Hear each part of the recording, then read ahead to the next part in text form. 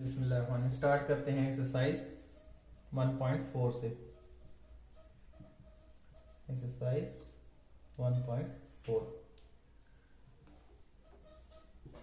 Question number 1 हमारे पास है simplify the following. Simplify the following मतलब होता है इसको सॉल्व करो, सिंप्लीफाई करो।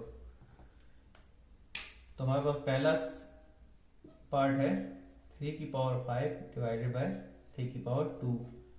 तो हमने लॉ पढ़ा है, उसमें ये होता है कि जब हमारे पास दो नंबर एक्सपोनेंशियल फॉर्म में हो और वो डिवाइड हो रहे हो और उनकी बेस सेम हो तो पावर न्यूमरेटर वाली पावर से डिनोमिनेटर वाली पावर सब्ट्रैक्ट हो जाती है।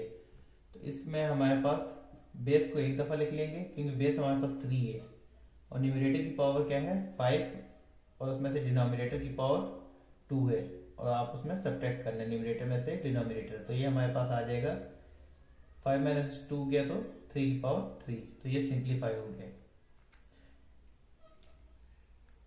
इसको इस तरह भी लिख सकते हैं, फर्दर सिंप्लीफाई करना है तो ये हमारे पास आंसर आ जाएगा 27 क्योंकि 3 की पावर 3 का मतलब होता है 3 इंटू 3 इंटू 3।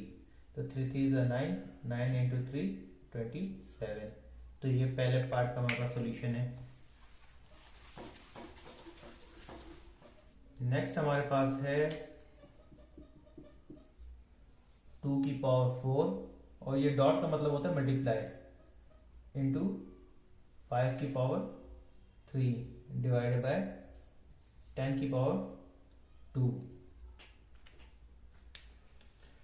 अब इसको हमारे पास जो 10 है ये हमारे पास यूं लिख सकते हैं 10 को कि 5 इंटू 2 क्योंकि 5 इंटू 2 हमारे पास 10 होता है। ऊपर हम देख सकते हैं कि न्यूमरेटर में हमारे पास 2 और 5 अवेलेबल है। अब इसको हमने सॉल्व करना है तो इसको हम 10 को 2 इंटू 5 की होल पावर 2 इंटू 5 की होल पावर 2 कर देंगे और न्यूमरेटर में एज इट इज रहने देंगे। अब जब हमने law of product of power पढ़ा था उसमें ये होता है कि अगर दो नंबर मल्टीप्लाई हो रहे हैं उनके होल पावर हो तो पावर इंडिविजुअली हम लिख सकते हैं अंदर वाले नंबर्स पे। तो ये हमारे पास हो जाएगा 2 की पावर 4 इंटू 5 की पावर 3 डिवाइडेड बाय 2 की पावर 2 इंटू 5 की पावर 2। अब देख सकते हैं कि दो नंबर ये हमारे पास डिवाइड हो रहे हैं, इनकी बेस सेम है और इनकी बेस सेम है।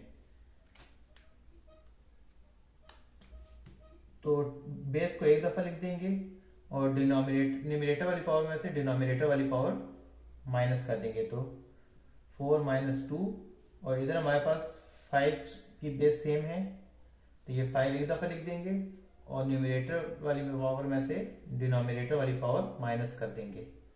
तो ये हमारे पास आंसर आएगा। इसको मैं इधर कंटिन्यू करता हूँ 2 की पावर 4 माइनस 2 इंटू 5 की पावर 3 माइनस 2। तो ये आंसर आएगा हमारे पास 2 की पावर 2 इंटू 5 की पावर 1। 1 को हम वैसे लिखते नहीं है तो 2 की पावर 2 4 होगी और 5 और 4 5 20। तो ये हमारे पास आंसर आ गया पार्ट 2 का। इसकी सिंपल ट्रिक थी कि हमारे पास ये ऊपर न्यूमरेटर में नंबर है, हमने देख लिया कि डिनोमिनेटर 2 इंटू 5 10 होता है तो हमने डिनोमिनेटर वाले नंबर को इसको इस फॉर्म में लिख दिया और फिर फर्दर हमने सॉल्व कर दिया। तो मूव करते हैं पार्ट 3 की तरफ।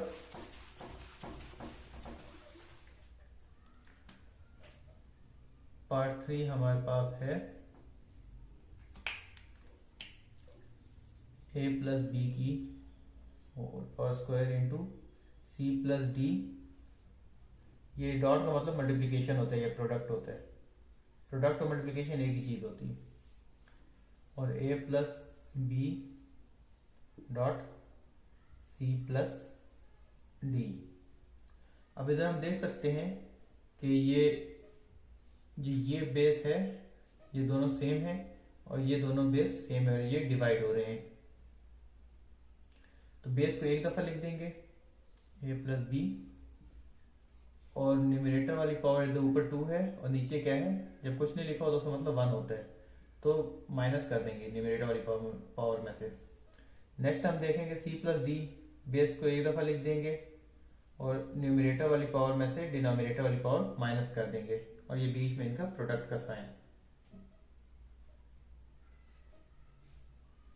नेक्स्ट स्टेप हमारे पास है a प्लस बी, 2 माइनस 1 1 होता है, और c प्लस डी 3 माइनस 2 भी 1 होता है। तो ये हमारे पास सॉल्यूशन आ गया। इसको अगर हम फर्दर सॉल्व करते हैं तो a c plus a d plus b c plus b d, तो हमारे पास ये आंसर आएगा। वैसे हमें फर्दर सॉल्व करने की जरूरत नहीं है, हमारा आंसर यही कंप्लीट है। अगर नंबर होते तो हम इस तरह फर्दर सॉल्व करते और आंसर निकालते, सिंप्लीफाई करते। सिंप्लीफाई का मतलब ये होता है कि शॉर्टेस्ट सॉल्यूशन तक लेके जाना।